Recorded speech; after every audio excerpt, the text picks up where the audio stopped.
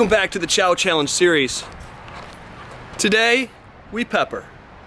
Ghost pepper.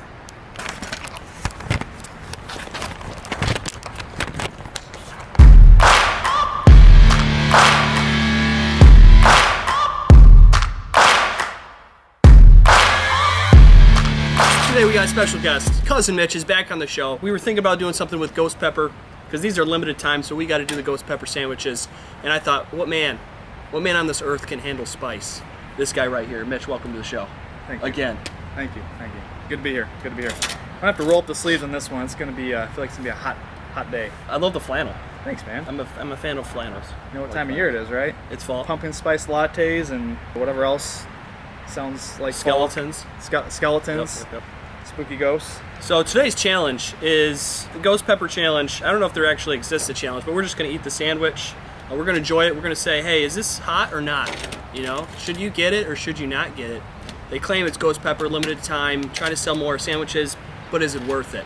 So first we're gonna attack the sandwich, then we're gonna attack the wings. I've read online that it's not that hot, so we're gonna find out. We're gonna be the judge of that. But let's dive in. I have a strong suspicion that this is not gonna be anything compared to the Buffalo Wild Wings challenge, so we're gonna have to bump it up maybe.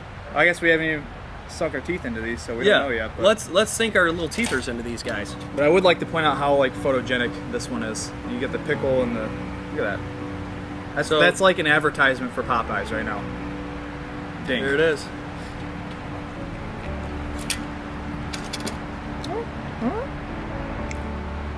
I need to add. I've always been a Chick-fil-A guy, so this Popeyes, you know, I'm a little bit biased towards Chick-fil-A, but I'm liking it so far.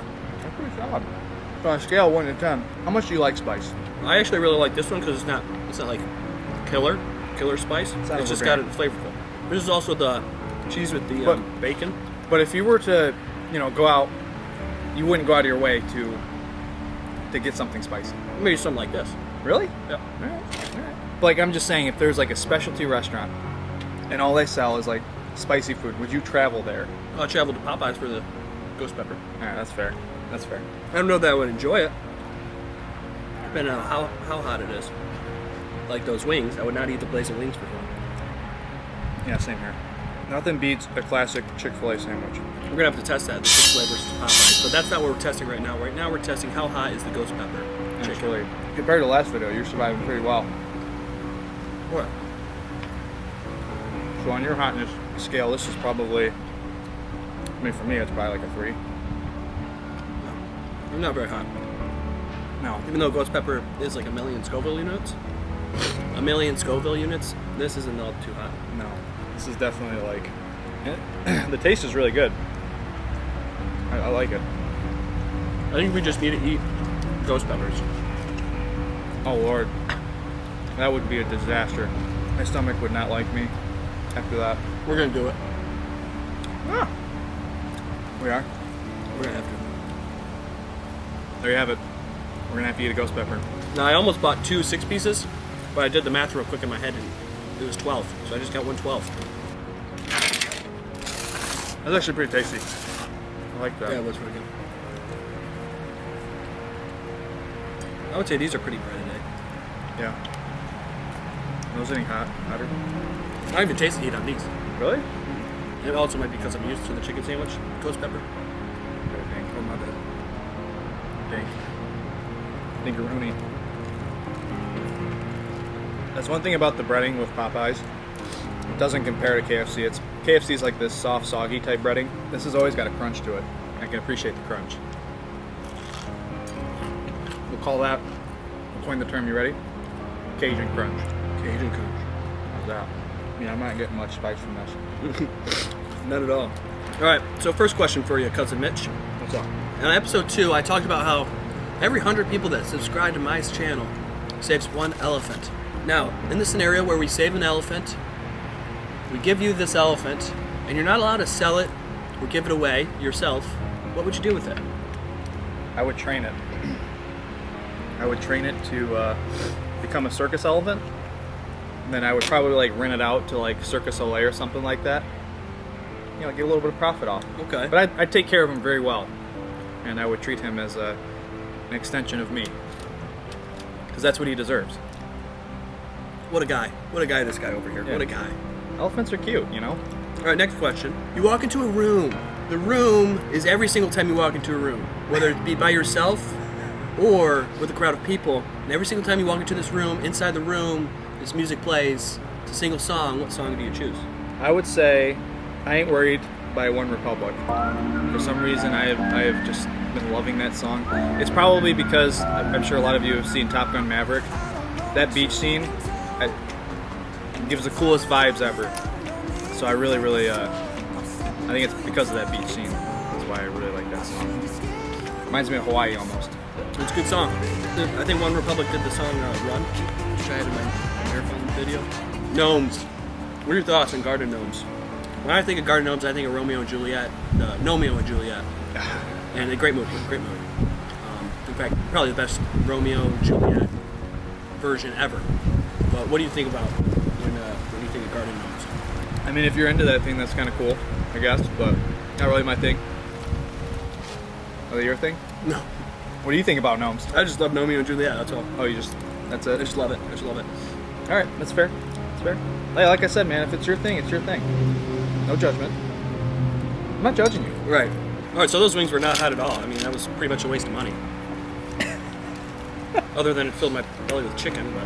Not hot, but tasty. Before we finish our final wings and before Mitch answers the final question I have for him, shout out to Cameron Kuzno for the idea. Cameron told me about the ghost pepper wings, and they sounded like they were going to be really hot, really good, and they're not. So, Cameron, thank you for They're not hot. They're good. They're good. They're not hot, which, I don't know, I feel like they bring up these expectations for these wings because it's supposed to be hot, and they're not at all. The sandwich was really good.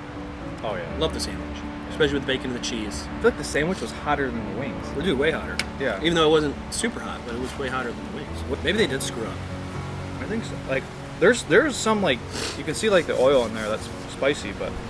So, Cameron, they didn't live up to the hype, but thanks for the idea. Thank you, Cameron.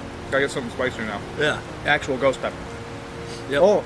Ghost pepper's on the clock. We could get, you know how they, like, make ghost pepper spice seasoning or something that you could just, it's like salt?